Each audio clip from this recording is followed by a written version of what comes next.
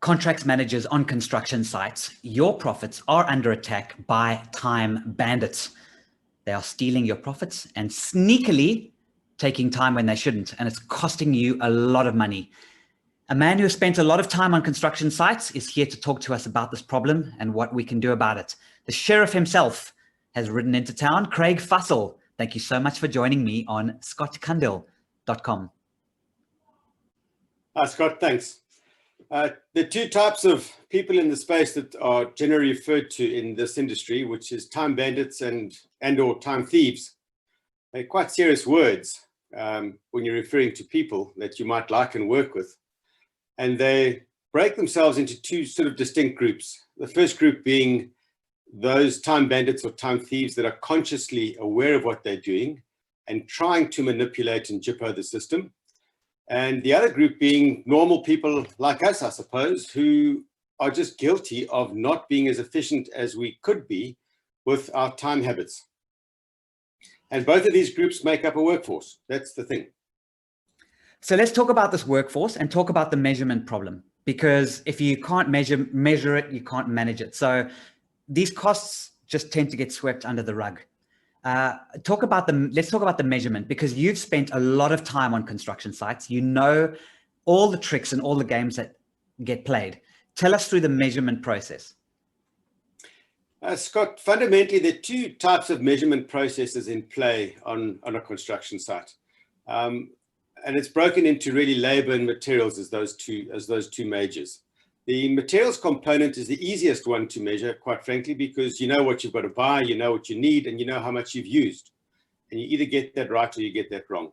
And those all sit within the bill of quantities. They sit with PQSs. The materials component is not so bad. The difficult one is what to do with your workforce when you're allocating the work that they need to do with those materials. How many bricklayers do you need? How many people do you need to cast a concrete floor? How many guys to put up a 3-story scaffold, etc.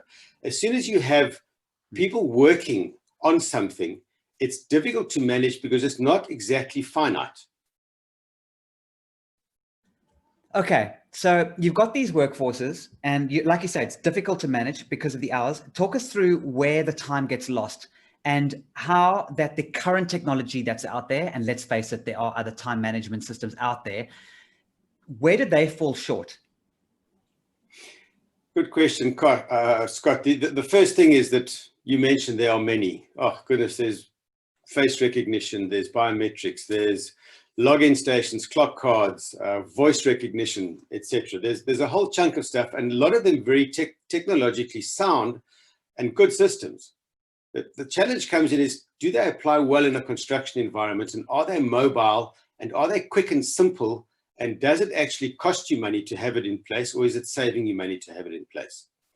And the reason why I mention that is that the simplicity of a workforce is if it's on time, it's productive, and it's doing what it's meant to do, then by all accounts, your cost of that should be within your allowable that you've allowed for that site or that particular task.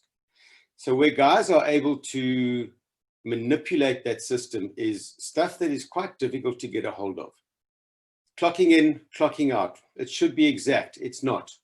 The different systems have gaps in them.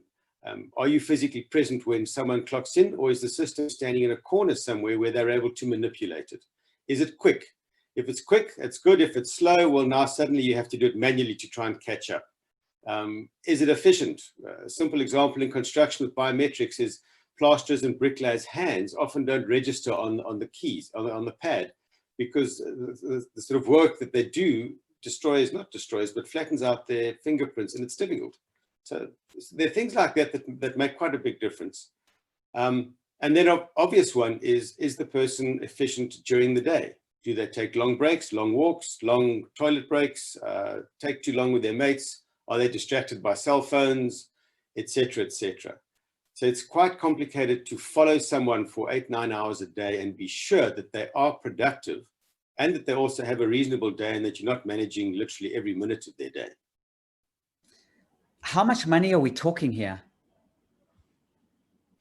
Big numbers, huge numbers.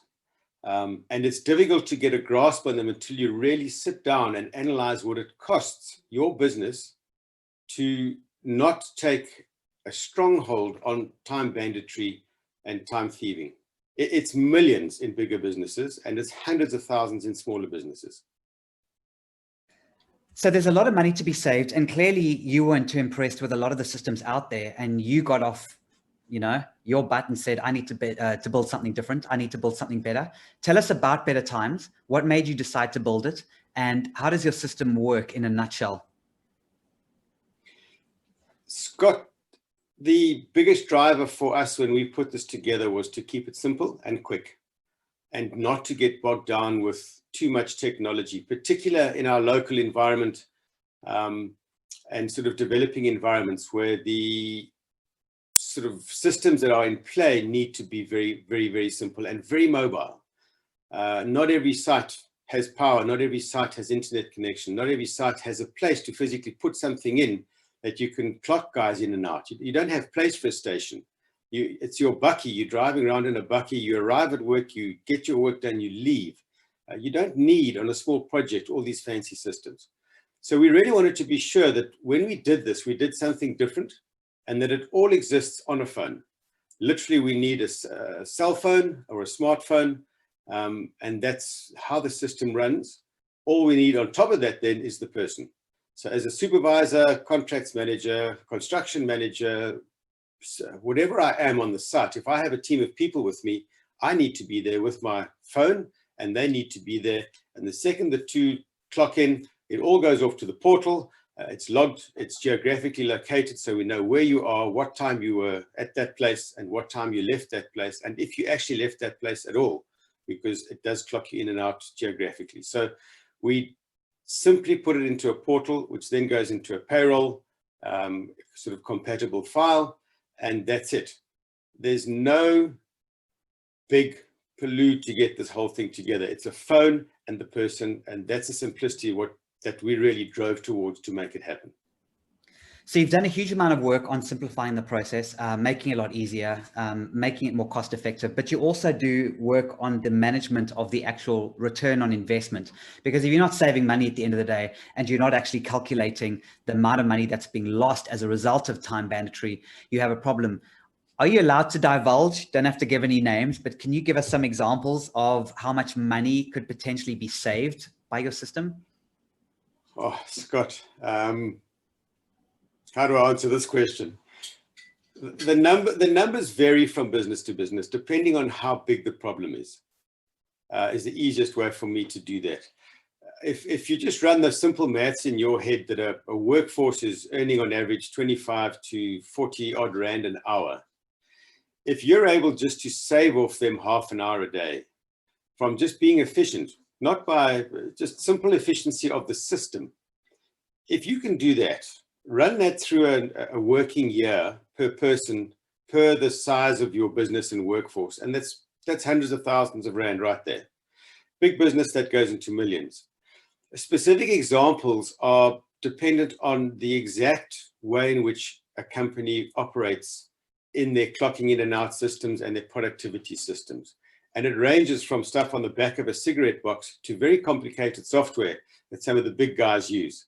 So to give you a finite answer, difficult, but I can categorically state that we have not come across a business yet that doesn't have room for serious improvement. Yeah, that makes a very good point. Craig, where can people find out more about Better Times and get hold of you? So find us on our website, www.bettertimes.co.za, and that will link straight through to me, and we'll help you from there. Craig Fussell, thank you so much for joining me on scottcundill.com. Scott, it's been a great afternoon. Thank you.